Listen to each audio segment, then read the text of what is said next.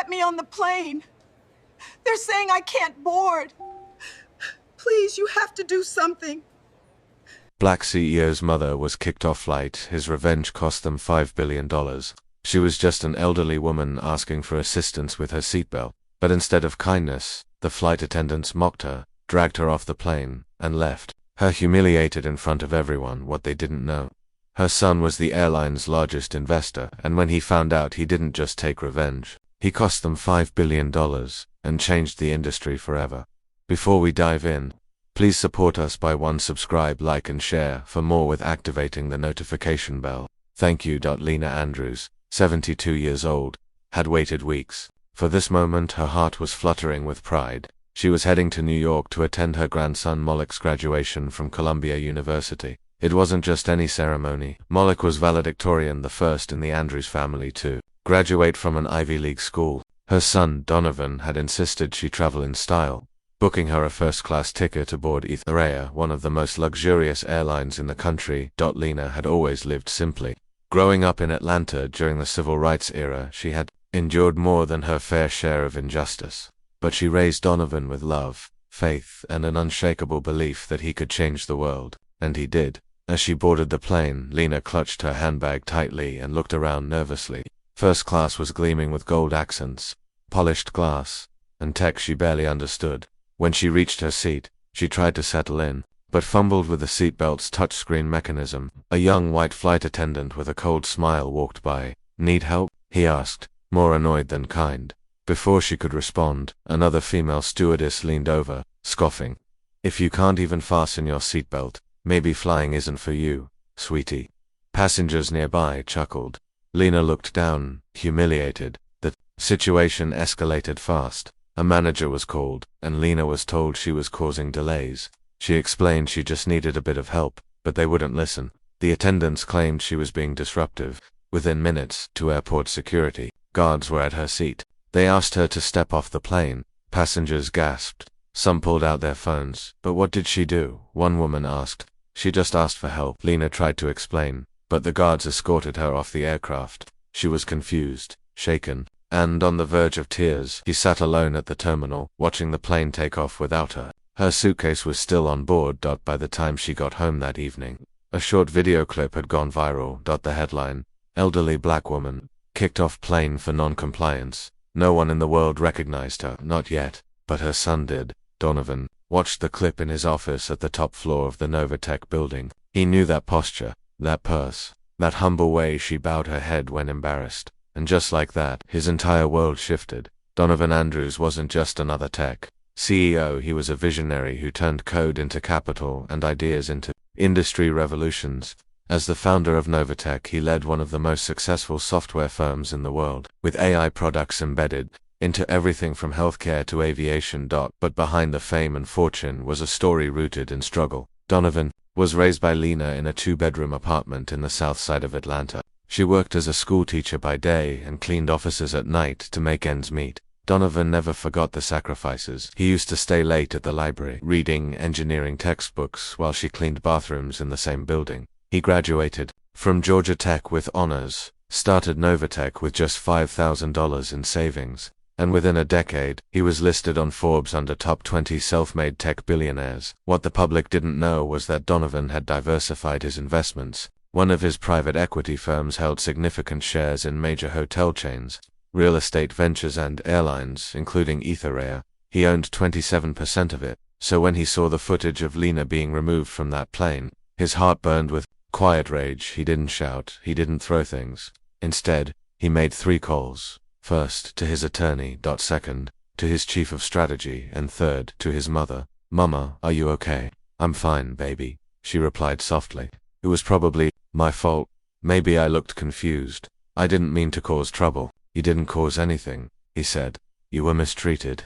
And now, we're going to make it right." Donovan called an emergency board meeting. Half the room didn't know what was going on. "I'm not suing them," he said calmly.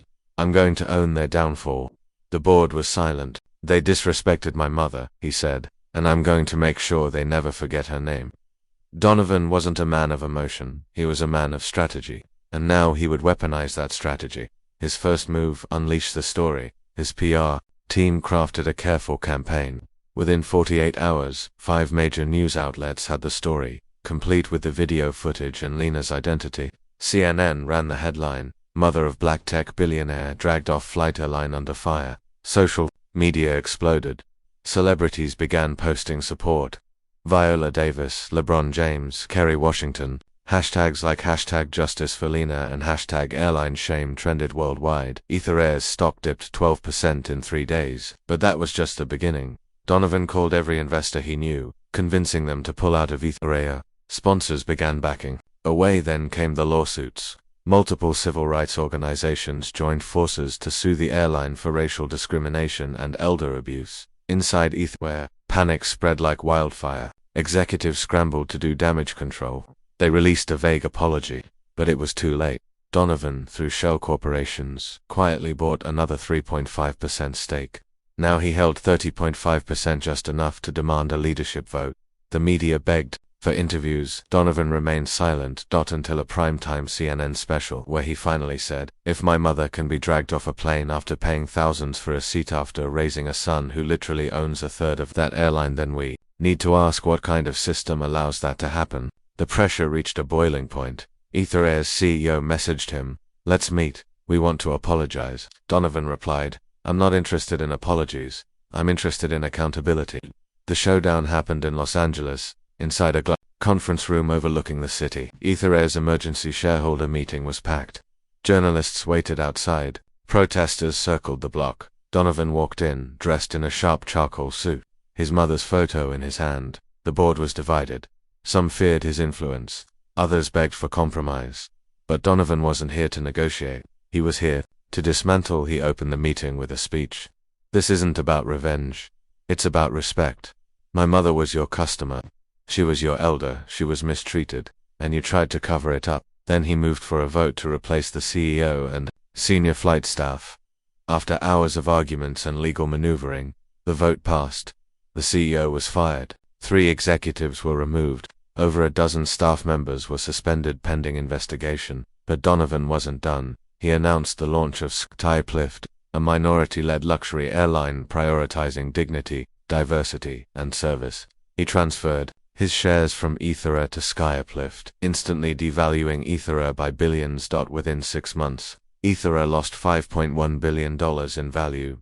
And the FAA launched a full investigation into their hiring and customer service practices. Donovan didn't celebrate publicly. He simply took his mother's hand and said, "They won't forget you now, Mama." 1 year later, Lena flew first class again. This time not with Ether Air but with SkyUplift. The new airline was already a success. Celebrity endorsements, glowing reviews, and a bold mission made it an industry disruptor. But the crown jewel was its first plane, named the Lena Andrews Defender of Dignity. Lena toured schools, senior centers, and churches, sharing her story. She inspired others to speak up. Her grace turned her into a national symbol. Donovan, meanwhile, grew Novatech into a $1 trillion brand. But he never stopped speaking about that day. At a TED Talk titled "When Silence Isn't an Option," he told the story. Empires fall when the people they step on finally stand up. My mother didn't fight back that day, but I did, because that's what sons do. The audience stood in ovation. And Lena, seated in the front row, smiled through tears. She whispered to her seatmate, "That's my son, and he never let them forget me." As the credits roll on the YouTube video, we see Donovan and Lena boarding the inaugural flight of SkyUplift together. The aircraft soars into the sky, sunlight gleaming off its wings. Justice isn't always loud, but when it flies, the whole world watches.